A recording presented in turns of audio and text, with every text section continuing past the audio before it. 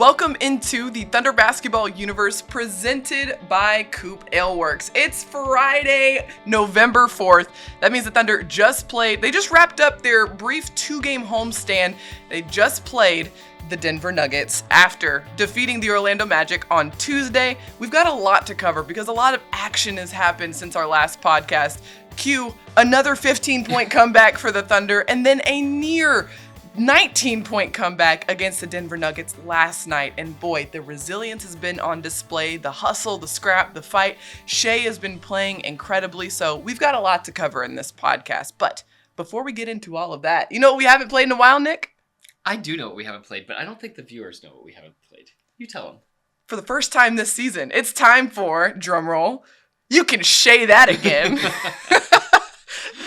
This is a fun little segment. If you haven't been watching, this is a fun little segment where we each throw out a quote and we try to guess which player or coach may have said that quote. So, Nick, you're first. All right. The whole group has been together for about a year now. We've been in situations. We spend all the time together. We trust each other. And we love each other. Oh, that's such a sweet quote. Sentimental here to start off November. Oh, man. I almost shed a tear there. Yeah. And it was so sentimental that it stands out in my brain. I remember who said this because my heart was warm. It was Shai. It was the namesake of this show. I'm sorry, not the show. Excuse me. This game. Yeah, Shai Gilgeous-Alexander. And I think this really, in the week of comebacks that we've seen here, with first down in Dallas and then against Orlando at home, and then even last night against Denver, you come back from down 19 to take a late lead in that game. Obviously it slipped away there in the fourth quarter, but this is a group that's built resilience together. It has some shared scars. It has so many of these experiences together. Even though there's a handful of rookies and newcomers, for the most part, over 2/3 of this team is returning from last year. And so that is a huge boon to the ability to be able to be on the same page, to be able to know where your teammate's going to be, and to also know, like, mentally and emotionally that guy is, proverbially linked arms with you, And, like, I think it speaks to why there's so much poise in within this group when they're down big like that, right? Like 2 15-point comebacks back to back, and then you weather a storm where you're down 19 points in the first half against the Denver Nuggets, a veteran team, a big team with a lot of experience and a lot of firepower. No stress, no panic. Everybody's calm. Everybody's on the same page, and you get the job done. Yeah. And that's a testament to this group's been together for a while now. They've seen the pictures, as Coach Dagnall likes to say, and they know what it takes to get through those sort of situations. Yeah, and you even see it with newcomers like Isaiah Joe that we talked about, in that game on Saturday in Dallas. Like, you got a guy like Shai just putting his arm around that guy and trusting him immediately. I mean, it's one thing for Isaiah Joe to be in the game in the last 4.5 minutes of that fourth quarter down in Dallas. It's another thing for him to get the ball in scoring positions, to be trusted and not be looking over his shoulder thinking, like, should I take this shot? Right. He knows, like, if they're passing me the ball, I got to be ready to shoot. That's my job on this team. And without that confidence that's being exuded from leaders like Shai, who's delivering this type of nice, sweet, sentimental soundbite, you don't have that type of comeback that's possible. Trust breeds confidence, which puts results out on the floor. So, yes, you can really tell that this group enjoys being around each other, loves each other. They're all around the same age. That really helps, too. Sure. These guys have fun. And you can tell there's a lot of joy out there on the floor with this group. What quote would you like to Shai? I shall Shai. His mid-range game is crazy right now. Yeah. Did you know I was going to do I knew that you were going to use this. Yeah. We have spent way too much time together, Nick. This is Lou Dort talking about Shai. Yes. Yeah. And in my little notes, I just have it MIDI game. Because Shai's MIDI game is pretty sick right now for sure. So here's a little inside baseball. So, me and you, we take frantic notes throughout the game. So we've developed a lot of shorthand. Yours is MIDI game. Yeah. Mine is MRJ. So it's like Mr. J. So anytime Shai goes up for a mid-range, I type Shai MRJ. Okay. And so now in my head, I'm like, Shai is Mr. J. Oh, he is Mr. J. Mr. J. Yeah. Because it's like just mid-range J. And so, yes, Shai's mid-range game is indeed going crazy right now. Before the Denver game, he was shooting around like 60-something% from the mid-range off of like a pretty decent sample size of mid-range shots, and those are they're high level of difficulty mid-range shots. Yeah, it was over 4 mid-range jumpers a game. Only Joel Embiid was actually shooting a higher percentage than him, right there in kind of that mid to high 50s shooting percentage in the mid-range. And the league leaders, DeMar DeRozan, in terms of number of attempts at like over 9 a game. The fascinating thing about Shai in comparison to some of his peers is he gets all the way to the rim, right, and he takes those mid-range shots. Yeah. He actually didn't even have to take a 3-point shot in that game against Denver to score 37 points. Yeah, I didn't even mean to do this, but I think we should just go ahead and dive into Shai over these past couple of games and just his efficiency as a player. This is what has made Shai so special. So in his 7 games that he's played so far, he's averaging 32 points per game. And that consistency, that efficiency is bred from the fact that, yes, Shai is known as a guy who can get downhill, get to the rim, and finish just about everybody out there on the floor. One example that pops into my head, the Thunder just finished playing the Orlando Magic, who has Mo Bamba, 7'2" Mo Bamba in the paint. And multiple times throughout that game, I was stunned because I was like, Shai is laying the ball up and Mo Bamba is right there at the rim. Yeah. And somehow Shai got the ball past Mo Bamba's hands. And I can't make it make sense in my head. I'm trying to do the mental calculus of trying to like decipher how that might work. But that's just Shai's game. He is just unpredictable in his finishes, and it allows him to get those type of looks. But what allows him to score 32 points per game is the fact that he doesn't just do that. He doesn't just get to the rim. He's added this mid-range game. He also gets off it. He also passes the ball to his teammates, which just allows him to have this sort of like cheat code to any situation that he's thrown in, and that allows him to be super efficient in any situation. I want to just confirm the number because your discussion about the number of points that he's generated by assist is a huge one too. Actually, 108 points that he's generated by assist this year. So that's almost 15 points per game that he's generating for teammates via assist, in addition to the 32 points that he's scoring himself. Yeah. So incredibly efficient to be able to be on the ball the way that he is, but not dominating it for second after second of the possession. Right. The really cool thing about Shai that we're seeing is he's actually been getting off of it early. Then the ball is circling back to him, but in a more advantageous situation where the defense is maybe either a step behind or, a little bit gassed from having to defend for 18 seconds to that point. That's the beauty of the Thunder's offense, I think, is whenever they move the ball, they get that blender going that Coach Dagnall talks about. It pulls the defense away from the rim, right? Yeah. Especially when you're surrounded by versatile big men like Poku, like Mike, who stretch the floor. Suddenly, there's an open lane to the rim now that maybe wasn't there on the very first pass of the possession. Yeah, and I think Shai has an innate understanding of how long, not only how long each possession is, but how long each quarter is and each half is and the game is. So I don't see a lot of like urgency to get himself going from the very outset of these games or right from the very outset of these possessions. I think those moments are coming to him within the flow of the offense. They're coming to him within the flow of the game too. Yeah. I think we can recall back to last year when he was an absolute phenomenon in third quarters. I mean, the sheer number of double-digit third quarter scoring games that he had was sensational. Amongst the league leaders, if not at the top of the league, if I'm remembering correctly. And that was all about him reading the game throughout the first half and then coming out and really having seen those pictures and recognizing it in the second half. That's exactly what he did against Orlando and really was able to dominate the second half and particularly the closing minutes of that fourth quarter. That's what stands out the most to me is Shai is a guy who, like we've mentioned, he's not like thirsty for like the points, right? He's not really out there like ravenous to just build up his scores, but like he lets the game come to him, whatever that looks like. One perfect example of that is this past Denver game. Yeah. He had, how many points did he have? 37. Yeah. 0 3-point attempts. Right. That's taking what the defense gives you versus trying to score for the sake of scoring and if I'm leading the team in scoring, maybe I'm the best option. Well, that's not necessarily the case. So let me try to get it to my teammates.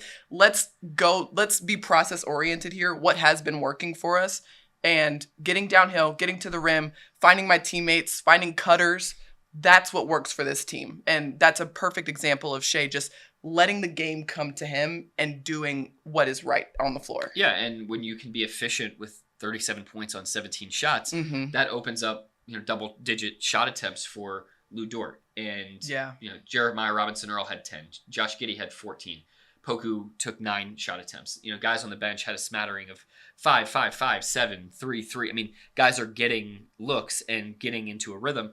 The Thunder shot 48% from the field despite losing that game to Denver, despite not having a great three-point shooting night by any means. You're able to attack, get into rhythm in the mid-range or in the paint, attacking downhill because of that onslaught that Shai's getting you. And I think the result becomes a team-wide focus on getting downhill. We can talk about the 72 points in the paint. Great transition, Nick. Yeah. Perfect transition to the points in the paint. And this isn't an isolated incident, so just a little caveat before I throw this number out there. The Thunder had 72 points in the paint against Denver. A massive number, but so far this season, the Thunder's in the top 5 in the league in points in the paint per game. And you have to remember, this is a team that is often the smaller team out there on the floor, the younger team out there on the floor. And so that's a pretty impressive number for this group, but it speaks to the identity and the buy-in from this team to lean into what has to work. And that's attacking downhill, but also cutting. Yeah. I mean, it's willpower and effort also, right? Like cuts take energy and effort. It's a lot easier to stand on the perimeter with your hands on your hips or your knees saying, okay, well, I'll wait for a three. When my teammate beats his man off the bounce, then I'll just be ready for a catch and shoot. But like what we're seeing from these weak side actions by the Thunder, just sometimes it's just, switch and replace, right? You just want to be, if you're in the corner, sometimes you want to just go and replace the guy that's up on the wing, and you're getting your defender to turn their head for just a second, right? And be focused on you instead of being able to load up to the ball. And when you do that enough times, that opens up that crease for a backdoor cut. And the Thunder has done a really nice job of recognizing those situations and instantly reacting. Hey, if the ball's being driven at me, I got to go baseline, or I got to come up for a dribble handoff. But either way, I can't stand still. And it takes energy and effort, but also IQ, right? Like knowing when to cut, how fast to cut, like all of that stuff goes into whether or not you're open to get the ball. So you don't want to draw a defender into the lane to blow things up for your teammate as well. Exactly. Timing is a huge element to this. So one example in my brain, Kenrich Williams is driving baseline in this last game against Denver. Gets caught on the baseline, but as soon as he picks up his dribble, Poku had already... Is it Poku or J-Dub? Usman. It was Usman. Usman, you're so right. I'm so sorry. Usman was already open at that moment when Kenrich had picked up the ball, so that a second went by and Usman had the ball and he was already at the rim. Well, there's this great, it's synergy right now.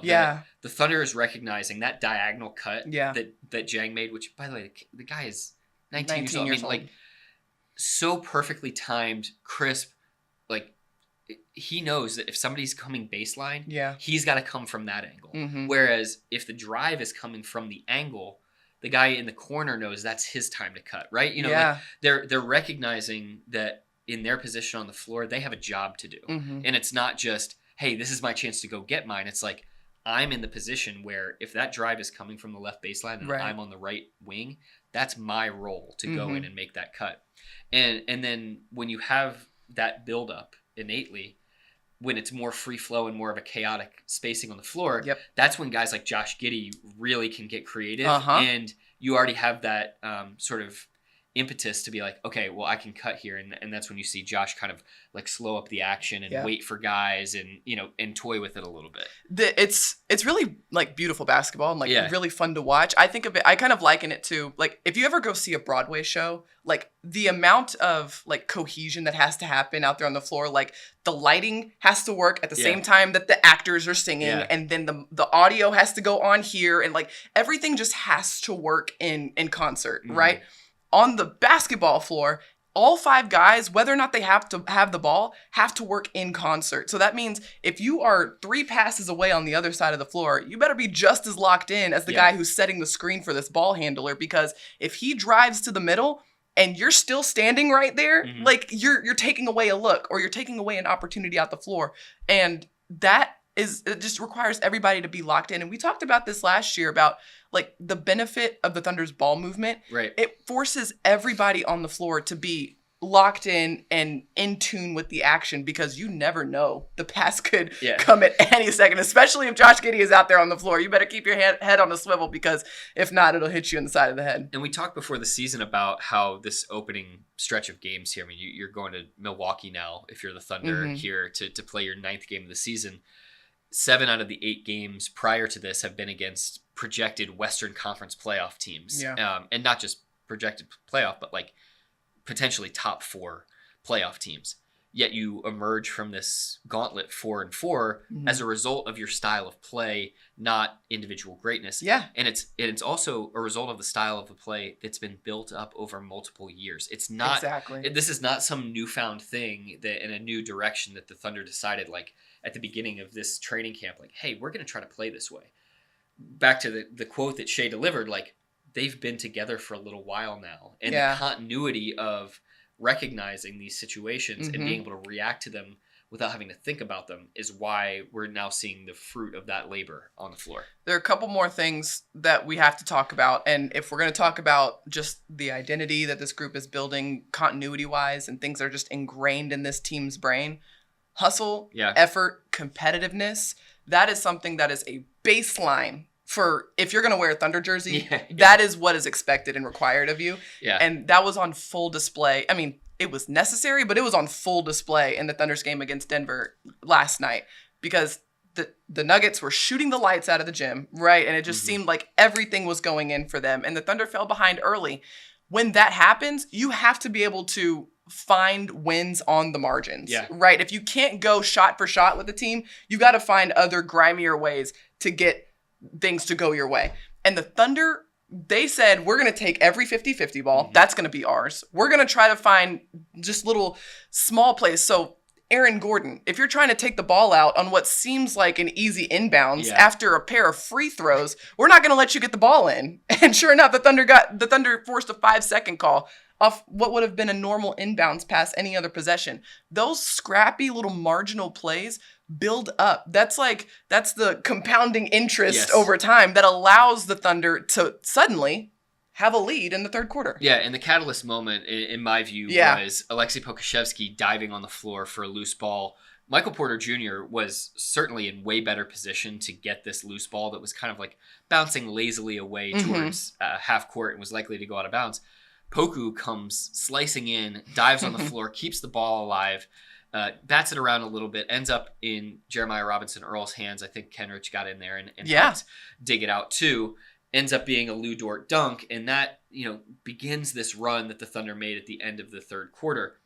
OKC actually leads the NBA in loose balls recovered per game, 6.8, nearly 7 loose balls recovered per game. You combine that with the charge numbers, with the overall offensive fouls drawn numbers, which I think is up to now 29 on the season, just through 8 games, is like really impressive to see that type of scrap, hustle, and those things that if you're building those habits now, by the time you're a team where you've developed your shooting and your precision and your skill, like it's going to be really exciting to watch, because they're already fun now. They're going to be even more fun when they've matured and gotten to their primes.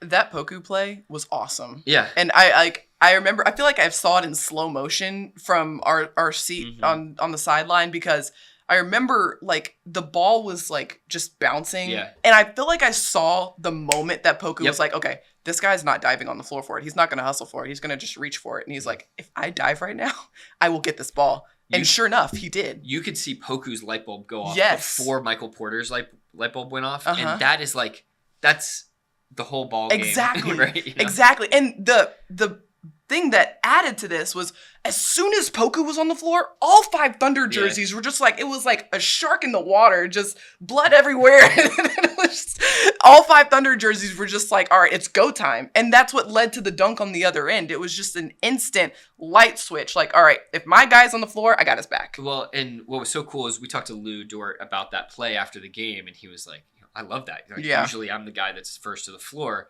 and that gets me going. And that gets my teammates going. Yep.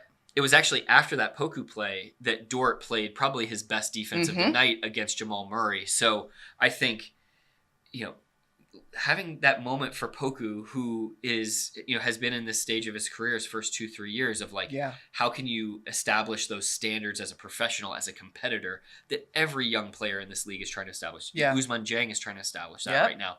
J-Dub Williams and Jalen Williams are both establishing that right now in their careers, that baseline competitiveness. For a guy like Poku to have that achievement unlocked, so to speak, of can you fire up Lou Dort on a hustle play? Oh, that's a really, really nice achievement. Yeah. And kind of an inverting of what you might normally expect. Yeah. That makes you feel really good about this team as a whole moving forward. What a confidence boost if you can be the guy that lights up Lou Dort, right? That's big time. And it all goes down to what Coach Dagnall talks about all the time, especially with this group who isn't necessarily, muscle for muscle with the other team on the floor. Yeah. Strength isn't necessarily a choice. Physicality is a choice. Yes. And the writing's on the wall, right? The loose balls recovered, that's a choice. The offensive rebounds, the second chance points, that's a choice. The points off turnovers, that's a choice. And it's all controllable. And the Thunder is holding on to those so tightly that they've got it on lock. All the controllables, they are bought into them. Yeah. And one last point on Poku, because he's doing this in a lot of different areas right now. He's been thrust into kind of a point center role in a number of different lineups. Down the stretch against Orlando was probably some of the best basketball that he's played in Oklahoma City. Having to deal with Wendell Carter Jr. inside, probably giving up at least 30 pounds in that matchup. But he was pretty ferocious down around the rim on rebounds. Yeah. In the second half alone, he had 7 points, 7 rebounds, 2 block shots in that game against Orlando. And on top of that, he's facilitating some from the top of the key. He's been a great screener, according to Mark Dagnall, and really sort of understanding the angles of how to get guys free and then also get himself free in that pocket to make plays. So some of that stuff has been loud, like him diving on the floor. Some of it has been more subtle. Yeah. And I think he's kind of a great example right now of some of the growth that we're seeing. Just little ticks forward from a lot of different players. Yeah, I'm glad you brought it up because this is the last thing we're going to talk about on these last 2 games. Yeah. It's Poku's offense, and particularly his ability to be just that savvy, the 5-man, right? The versatile, savvy 5-man. And he's just now getting a chance to do this. This is the first time in his career that he's been able to really play at the 5. And he's done a pretty good job, right? He's making good decisions. And that's the biggest thing is when you're at that 5 spot, because normally he's the one setting the screen, rolling out of it, trying to force switches, and just making the right play based on the coverage. That's the interesting part about this. And watching Poku last night against Denver set these screens, get out of them quickly, and Josh be able to hit him for a short roll, get in that pocket, and Poku make the right decision off of that. That's really fun to watch, especially knowing that this is new for Poku and knowing where he was his rookie year and the decision making that he's at right now. Oh, it makes it all the more better. Yeah, I think all the more better. I did not just say that. All the better. All the better. Yeah, I mean all the more better too. I mean it's even better.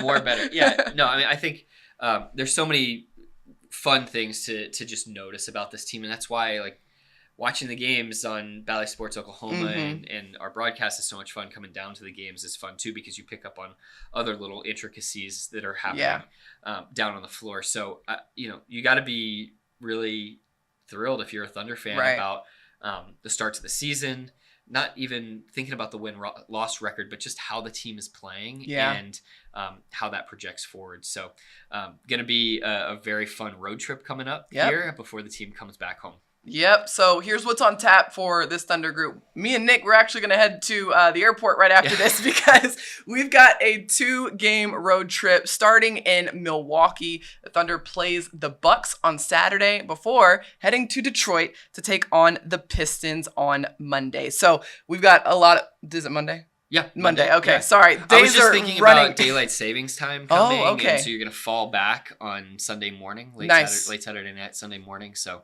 enjoy that extra hour of sleep. There you go. Yeah. Good stuff. All right. Be sure to tune in to those games. Bally Sports Oklahoma. You can see me, Nick, and Chris Fisher and Michael Cage on the call for you. And as always, you can tune in on WWLS, the Sports Animal, and the Thunder Radio Network. Don't go anywhere. We've got an all-new segment of In the Know coming to you right after this break.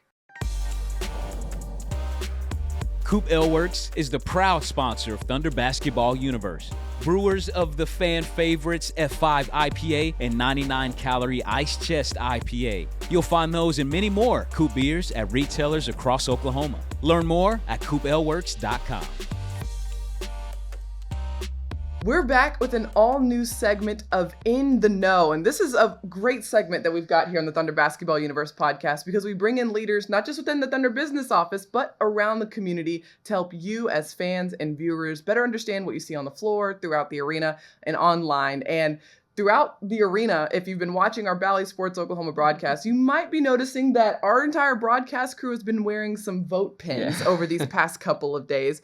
And that's because November 8th, this upcoming Tuesday, is election day around the country. And that means no NBA games are going to be played that day. And that's to encourage not just NBA players and staff members to go out and vote, but to encourage everyone else to go out and vote as well. So to help you as viewers get prepared for Election Day, to help us get prepared for Election Day, we brought in an expert, someone that we know very well. That's Misha Mohr. She's the Public Information Officer for the Oklahoma State Election Board. She's got all the information for what you need to know leading into Tuesday, November 8th. Misha, thank you so much for being here today. Oh, thank you so much for having me today. This is so beneficial. I think it's going to be great for our viewers to just get that perspective from somebody who is in this 24/7 the way that you are. And so I guess, the leading question here is, when are polls open and how can people go and vote here in the state of Oklahoma? Well, right now there are several ways you can vote. Right now, early voting is going on across the state in all 77 counties.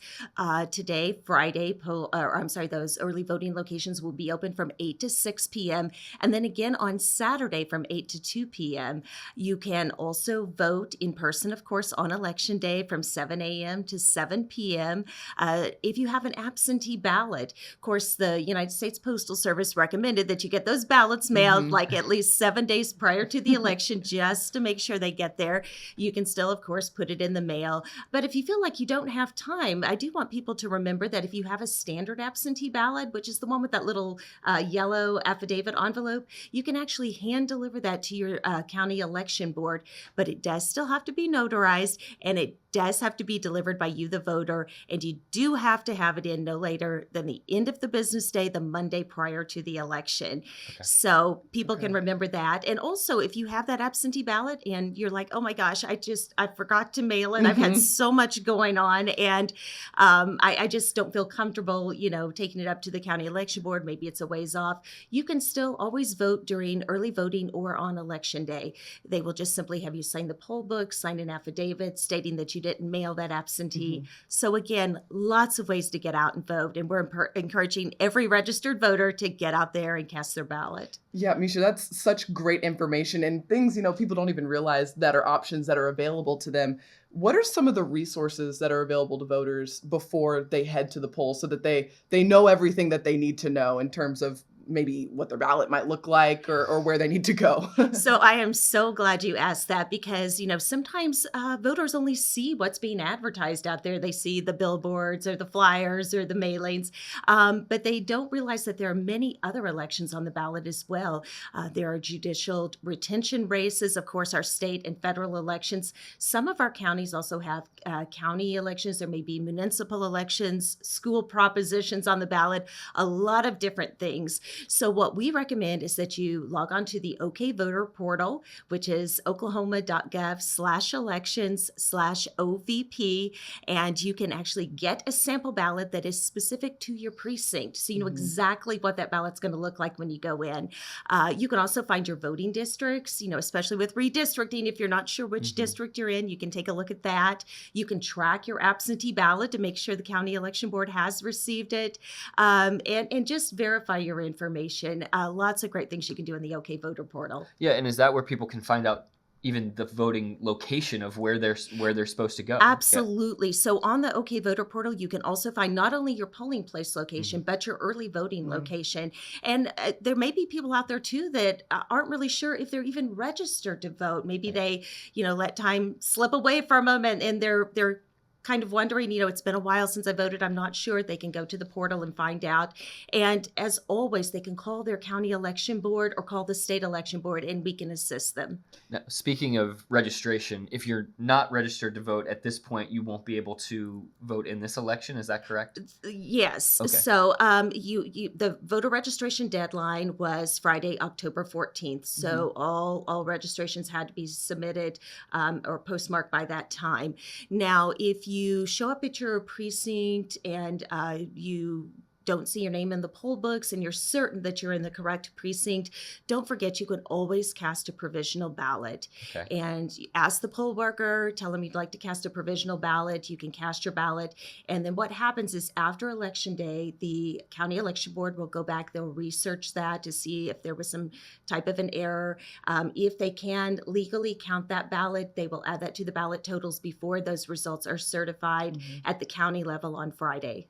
That's a great option available to folks who might not know if they're registered or not, or might have some, discrepancy in yes, in their precinct. We tell people don't leave the polling place. Ask for that provisional ballot. Make sure you get that in. Well, Misha, I know you have been very busy probably over these past couple of weeks. Just what's the expectation of the turnout for this particular election? So it's really, hard to tell, and especially, post-pandemic, we've seen so many unusual things happen. But I do want to mention that for the first time ever, Oklahomans were able to cast their ballots on a Wednesday for early voting. It was the first day that early voting was offered on Wednesday, thanks to new legislation that was passed last year. So we had an incredible turnout. Over 33,000 people across the state turned out to cast those early ballots on Wednesday.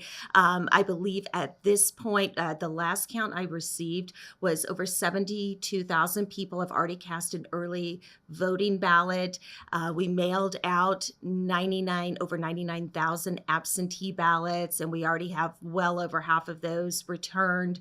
And again, Oklahoma traditionally votes on Election Day. That's what people here in Oklahoma like to do. Even during the pandemic, when we saw record absentee numbers, we had sent out, I believe it was 343,000 absentee ballots. We still had the vast majority of people voting on Election Day. So I'm sure we'll have a really good turnout as well. We talked earlier about, sometimes folks show up to the polls and they see a ballot that's way larger than what they assumed was going to be there. Can you maybe lay out what different types of positions that people will be able to vote for this year? Obviously, that can change district to district and precinct to precinct, but in generalities, what are the different positions that people can vote for? So in general, people will have the state offices on the ballot. Of course, governor, state superintendent, state treasurer, those types of state offices will be on there. Also, we do have 2 U.S. Congress seats on the ballot this year, which is kind of unusual. So we do have that. That will be something that everyone can vote on. Everyone will have a representative or a senator position to vote on. Also, keep in mind that there may be municipal elections, school board elections, school propositions. Also, just other smaller elections on the ballot. That's why we recommend people go to the portal, take a look at that sample ballot. That way, you can do your research. You can take a look at it, make any notes you need to before you head to the polls. Sometimes people do get to the polls and they realize that, oh my gosh, there are all these offices on there. For instance, you turn the ballot over and you're like, oh, there's all these judicial retention offices on the ballot. So it's always good to take a look at that. And yes, we do have judicial retention positions on the ballot. So please take a look at the sample ballot and be prepared. And keep in mind, when you're prepared and you have your ballot ID ready when you walk in and you're prepared to vote, it makes those lines go so much faster, not only for you, but for everyone else in line. Yeah, and if you think about it, sometimes those local positions have a bigger impact on your day-to-day life than maybe some of the larger positions. So very important, obviously, absolutely. to nail those down. Yeah. Yes. I do want to remind people too, and we get this question a lot. Sometimes when people get in there and, maybe they, have looked at the ballot, but there are only a few races they would like to participate in, or maybe they're just not familiar with that candidate or that race. is you do not necessarily have to mark something for every single race on the ballot. If you leave blanks, that's okay. The voting machine will only count those races in which you provided a mark and cast a vote for. Really good insight there. And I was one of those people who early voted, didn't realize that when I got my ballot, it would be front and back. Yes.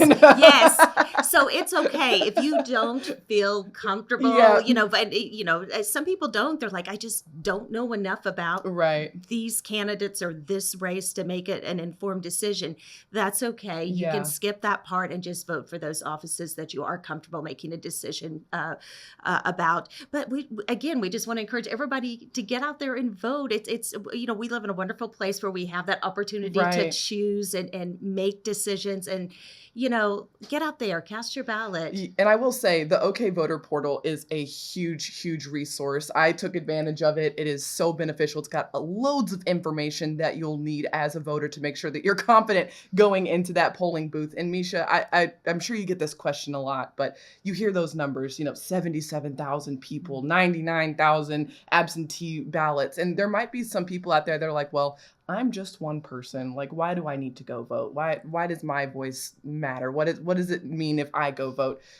What would you say to those people? I say get out there and cast that ballot. That's how things do tend to trend. The little tongue twister there. They do tend to trend, but again, it's sometimes it's a gradual process.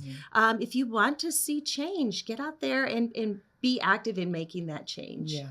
Just for one more question about like the process in general, where there might be some people that are not registered for this cycle.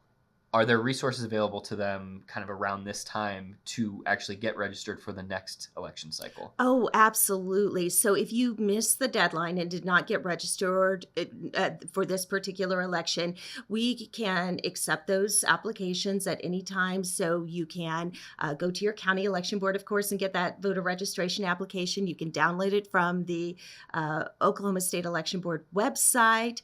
You can also, of course, sign up when you're at one of your Thunder events, of course. That's right, Thunder Vote. You guys always have applications ready and waiting for folks.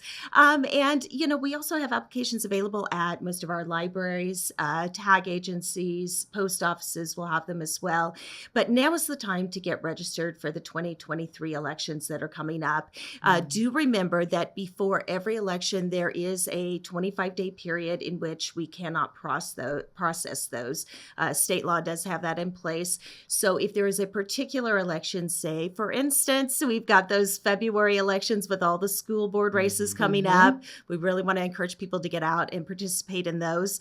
Go ahead and get your application in now so you can get it in there and we can process it and make sure you get your voter ID card in time to vote. So you're saying 25 days prior to that election in February, you will not be able to Yes, that is correct. So you got to do it before then. Right. Okay. Exactly. Great. And if you need those deadlines, it's always 25 days before the election, but if you need that specific deadline or that date, if you're a procrastinator, I know sometimes I tend to do that, just go on our website and we do have those dates and deadlines on the State Election Board website. Misha, incredible information. And a good reminder, too, that, come to a Thunder game and you see a Thunder Vote booth. Yeah.